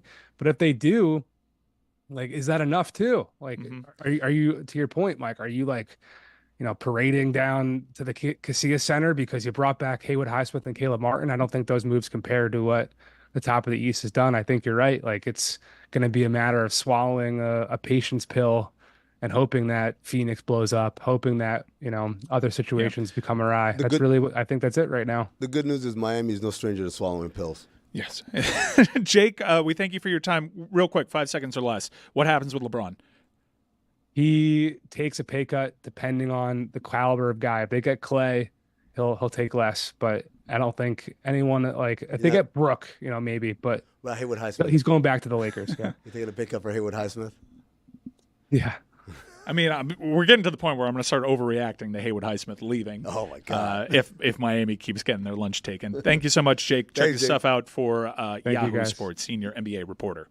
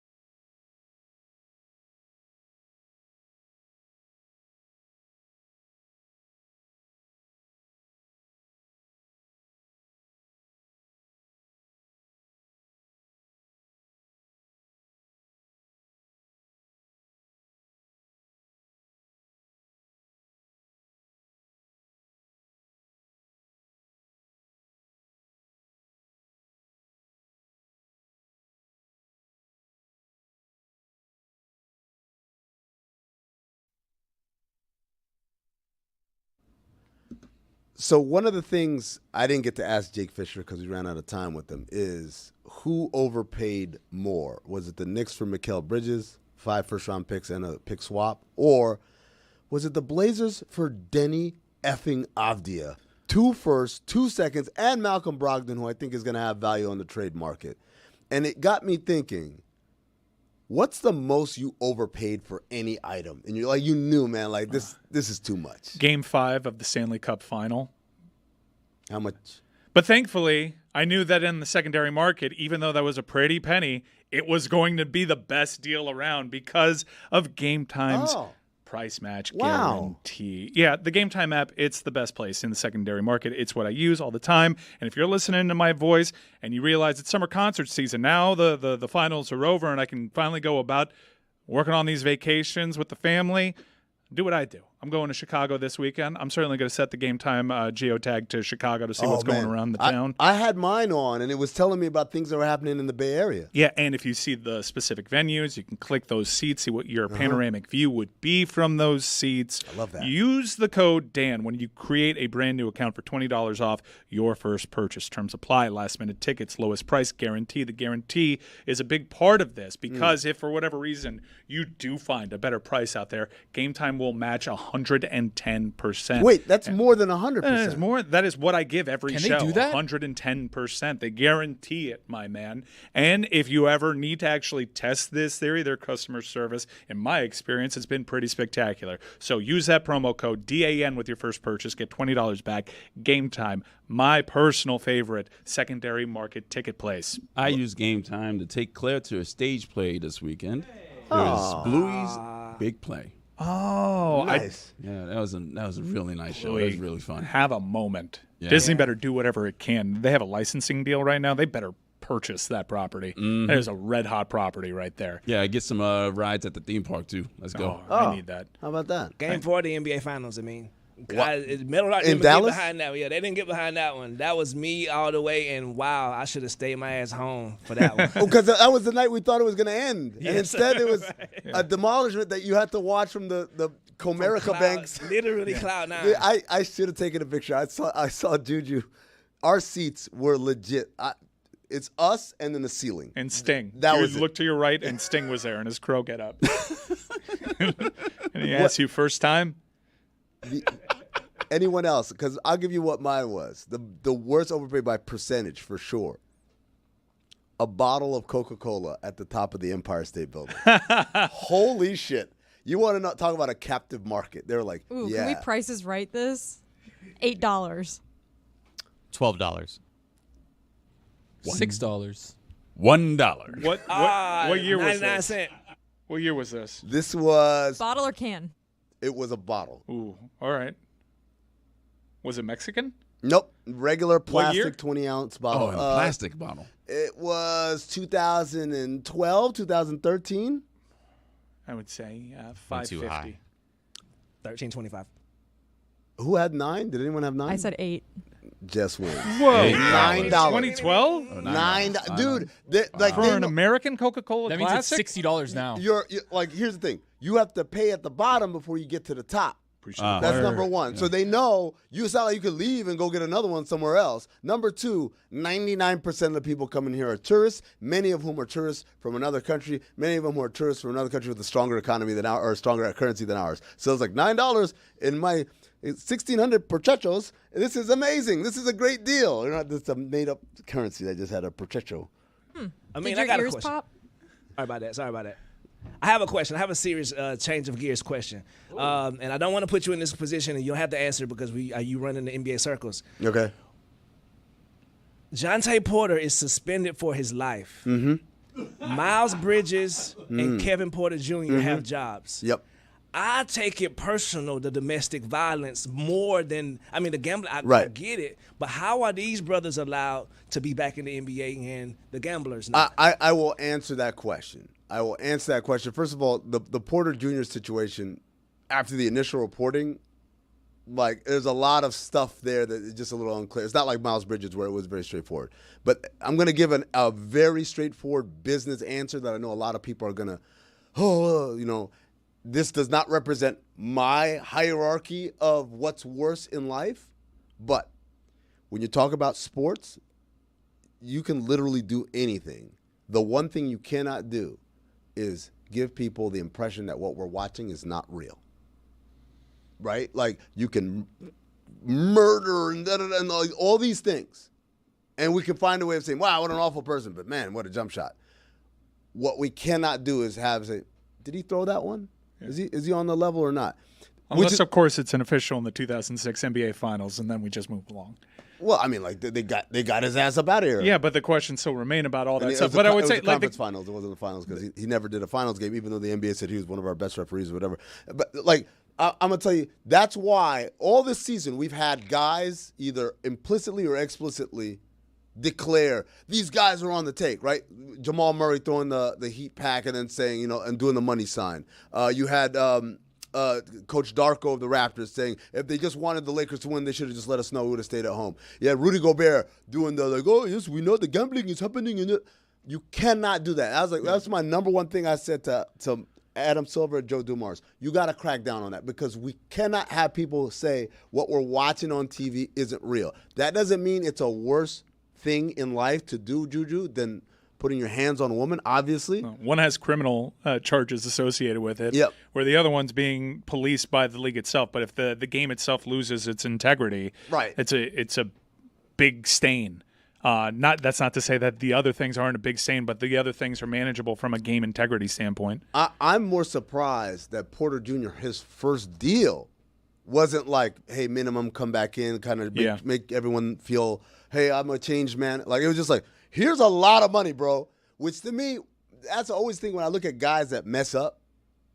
And again, I want to acknowledge that there's some stuff in that story that is unclear.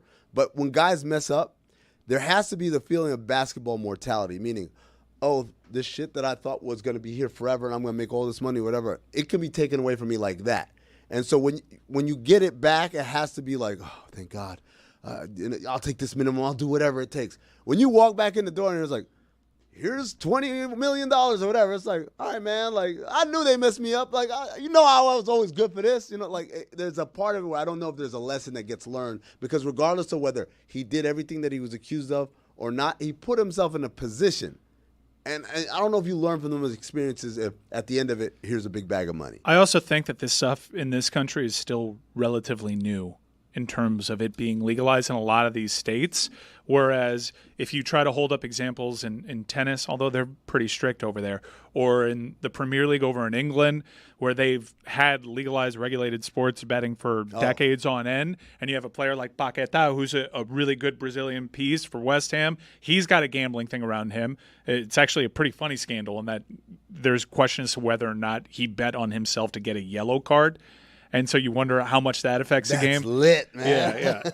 But this stuff is surrounding him, and he's still playing. I do think the more this stuff is in the public space, the more it gets regulated, the more the punishments will ease up down the line. But I think as these things start in this country, you have to be very strong because you don't have the several decades leg up that the other European countries do. But I get it. Jeremy, I want to talk to you about the Miami Heat right now because I'm in a couple of group chats and there's a lot of folks sweating. I believe young Tasha had a point that he wanted to piggyback. Real quick, just on the domestic abuse side of things, like, don't we think that if the league treated it stronger, that players in turn and fans would react stronger to this, that maybe players would avoid putting themselves, quote unquote, in this position rather than because you're suggesting that the league has more power than, say, like the actual authorities. Yeah. I am, because that's ultimately what ends up happening here. The authorities have no power and don't make arrests a lot of the time or convictions when it comes to domestic abuse. And these guys, a guy like Kevin Porter Jr. getting all of that money, the league has the power to make that not You're happen. saying it can help in addition to, yeah, as opposed absolutely. to the specter of being thrown in jail. Yeah. I would say two things. One is these things are collectively bargained. You can't just say, hey, man, I don't like what you were accused of doing.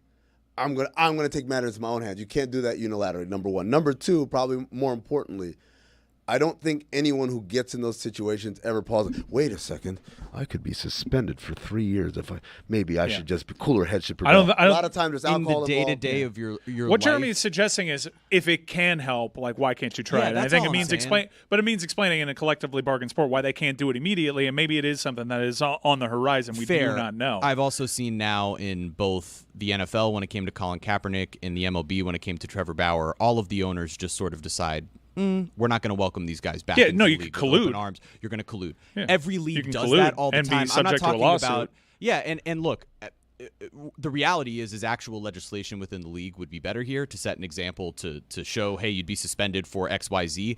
But I guess the frustration that started with what Juju brought up that extends to a lot of people probably listening to this conversation is, like, Miles Bridges and Kevin Porter Jr. did these heinous things that put them in a position to where they should not be just welcomed back to play in this league for millions and millions and millions. You could of dollars. argue that both of them, there was a collusion of sorts. They sat out for a year. Sure. So, like, you could argue that happened For Bridges, he went back to his original team, so it's not like someone else. I think Right. Porter Jr. It's the money on Porter that really sends it over the edge. Now too. here's a question I asked on. And also players that have more of a market than Porter does, too. We haven't had, like, the superstar. We haven't had the Pete Rose moment in the NBA to really see, like, hey, league, are you prepared to not let a player the likes of John Morant play another game? Yeah, we've got two different Porters going in this conversation. Yeah, too. yeah. I mean, I understand the confusion there, but they haven't had that moment either. So I'm going to ask a question I asked on this very show years ago after one of these countless incidents of domestic violence, and we've been moaned that in this country we're awful, like our laws don't do enough to protect women. And I said at the time, what country does? What's the country that has great domestic violence / sexual assault laws on the books? Because I'm struggling. Like I keep hearing, oh man, we do a terrible job. Like, who does a good job of this? It feels But don't like, we want to be the best? Like, No, I don't I get it. understand Yeah, but that I don't necessarily think the NBA is going to be on the forefront of making us the best. I'm asking, Jeremy, this is what I'm asking. I'm asking, point to the country that we can at least mimic what they're doing. Oh, yeah, we want to be the best. Let's start with who's the best. Let's mimic. I don't know. I thought we were the leaders. I thought that our biggest corporations and cultural leaders are the ones that are supposed to try to set the example in theory here. I know that we don't. I know there's a level of defeatism that comes with that, but it is frustrating to see. That's all I'm trying to say is being in this position, looking at the league that you want to love and celebrate and seeing these things celebrated is frustrating. More uplifting content next.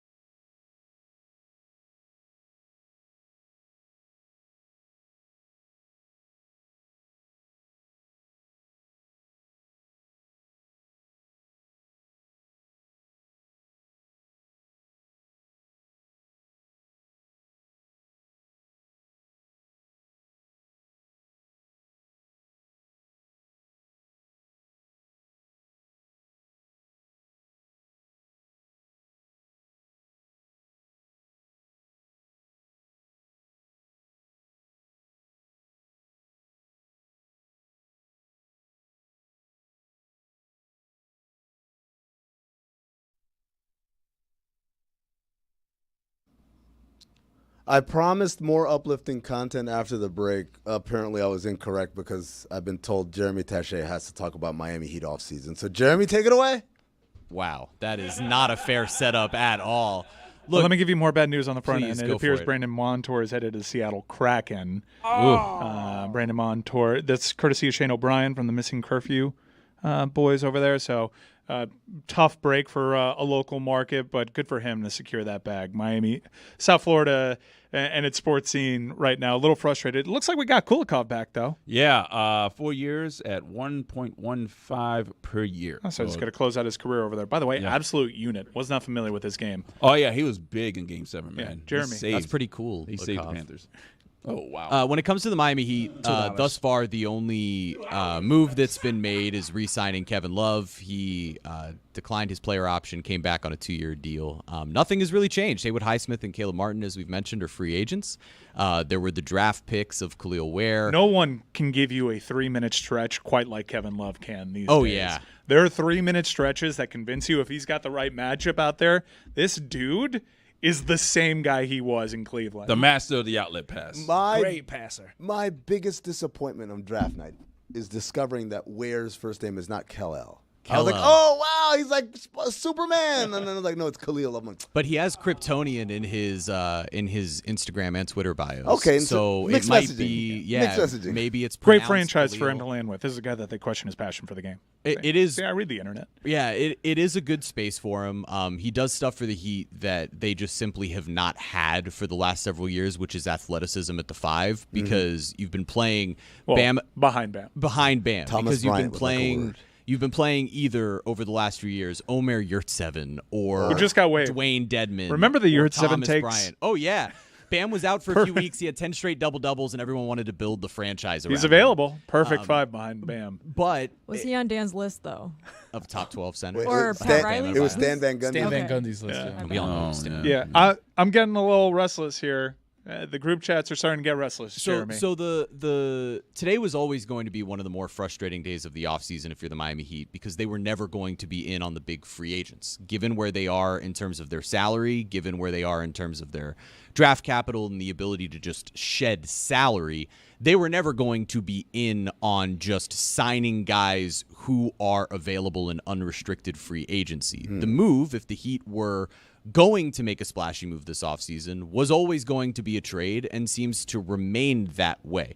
Now, Donovan Mitchell has been the name floated. Jake was just on the show earlier saying it seems like a done deal back to the Cavs. Splash. I am intrigued what you think about maybe why Donovan Mitchell hasn't signed quite yet, because now a lot of the suitors that were available to try to pursue him before have made their decisions and already cashed in on their capital. And the further things go along, the more a demand of a trade to Miami, or even I would only extend in Miami, makes that possibility seem real from Cleveland to Miami. But there are other guys out there. I don't know what the deal is going to be with, say, a Zach LaVine, who they say Chicago might need to attach a pick to in order to move. So maybe you don't have to blow up your whole team. Yeah, to he get a was guy rumored like to go that. to Golden State. Yeah, and And then Golden State was like, nah, we're just going to cut Chris Paul instead, actually. pretty hilarious, Right. actually. It's crazy. And so I don't know what Miami's ultimately going to do here. I will tell you this. Can't have Zach From LaVine be the from pot a, at the end from of the this Heat rainbow, dude. perspective, if you listen to what Pat Riley had to say at the end of the year at his end of year press conference,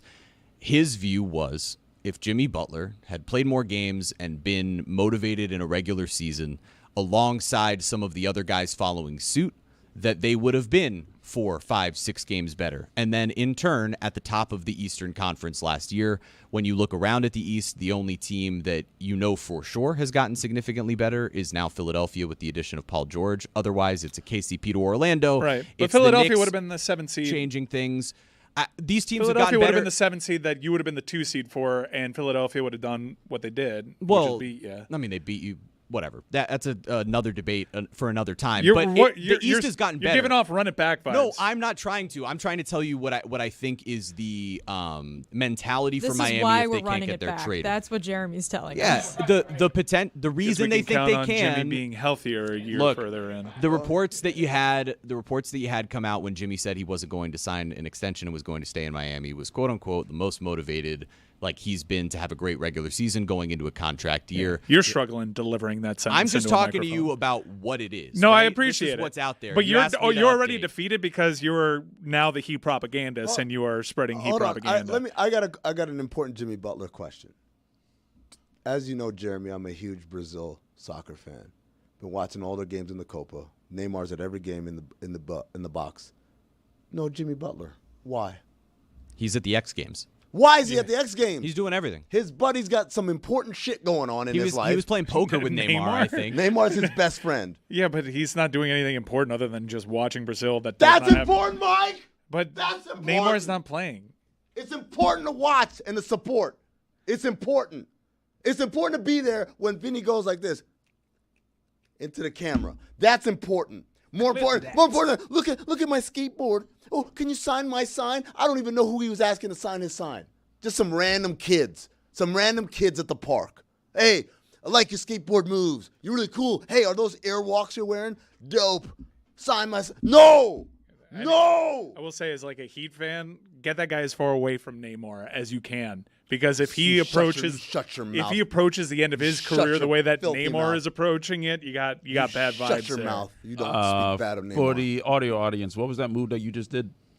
I don't know. Skateboarding moves. It was like looking into the hand to the temple. Hand to the temples and sticking his tongue out. And it's a nanny boo boo. Yes, he did. And he did it because them dirty bastards over there were trying to get. They got mad because he's too nice with it. He's too nice with it to try to get physical, and that happens a lot. Happens a lot when you're Brazil, when you're just better at everybody at everything. They get mad. And like, you know what? I've got to go to the dirty stuff. So you're gonna be cocky Brazil guy even when they're down. Down? What are you talking about down? I mean, they're kind of big game tomorrow. Big game tomorrow, Mike. Big win for the Porters. On my flight from Phoenix to San Francisco to go see my family, a lot of Colombians on that flight because Colombia played in Phoenix the last game, and they were all like, "Oh, martes." I'm like, "Martes, I'll be there." Well, I won't, but like in spirit, I will. I really didn't want to give you guys the here's the Heat reasons to run it back. It needed to be said. I do want to ask Amin what the deal is on the Donovan Mitchell side of things. I'm glad you asked that question. So for those who don't know, Donovan Mitchell has 2 years left on his deal.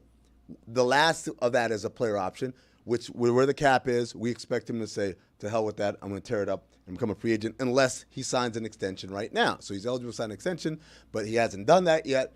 Cleveland is in this weird place where the Garland-Mitchell thing doesn't quite work. Mm-hmm. One of them's got to go. Garland's under contract. Garland always finds himself in that situation with that franchise. I feel bad for him. Yeah. Except for the fact that he's due $37 million next year, so I don't feel that bad for him. But he's under contract for 4 more years. So they've got cost certainty with him. Mitchell, who many people believe to be the better player, but he's got the cost uncertainty going on. So when you say, Jeremy, they haven't signed an extension and all these other places are starting to eat up, basically make their plans for the near future, I believe one of two things. One is Cleveland is saying, look, let's give new head coach Kenny Atkinson an opportunity to play with these pieces before, we commit any which way. The other is, like if you're Donovan Mitchell, like I'll play it out. I'll see how it works. But we've just shrunk the universe of possibilities to more and more the places where I'd like to go, and one of them obviously is here. What don't we know? Because I would assume that there are what the aprons are. We still don't know that. You got to find it out. I guess you're hanging your hat on, well, Mitchell hasn't signed the extension yet, so maybe there's something there. And the other thing that you're hanging your hat on is, will Ishbia be rational about where his team is right now?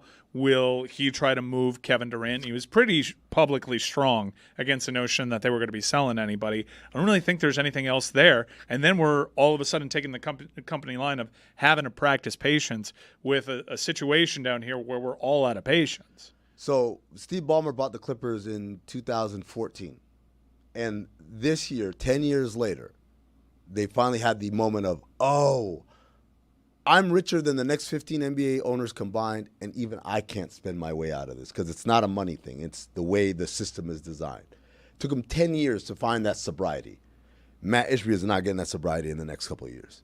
They're going to go balls to the wall on everything until someone else, meaning a player, forces their hand and say, look, I don't want to be here anymore. Yeah. But like that, and with a combination of the team being bad. And I'm guessing that's why a player would say that. He would say that the team was great. I mean, it depends on what you believe, but maybe there were whispers that Durant may already be there. Yeah, I mean, I think he's fine, but also he's not like, oh, this is the best place ever. This is basketball nirvana. Yeah. So is there a name that we're not considering that might be available, like outside of the Durant-Mitchell thing, that maybe you can keep an eye on? Well, I mean, Jake Fisher told us Lauri Markkanen is one, but I don't know if that's like in that Trae Young class of. Wow. How about in my most desperate? Maybe my fancy gets tickled. Again, going back to the overpay. Denny Avdia, 2 firsts, 2 seconds, and Malcolm Brogdon, who's an asset. Mikal Bridges, 5 firsts and a pick swap. You're telling me DeJounte Murray goes for Larry Nance and 2 firsts, and that's it? That's it? No, Atlanta's like, we don't want much. We don't ask for much. We just give me a rotation guy and a couple of picks. From a Hawk to a Pelican. Ah!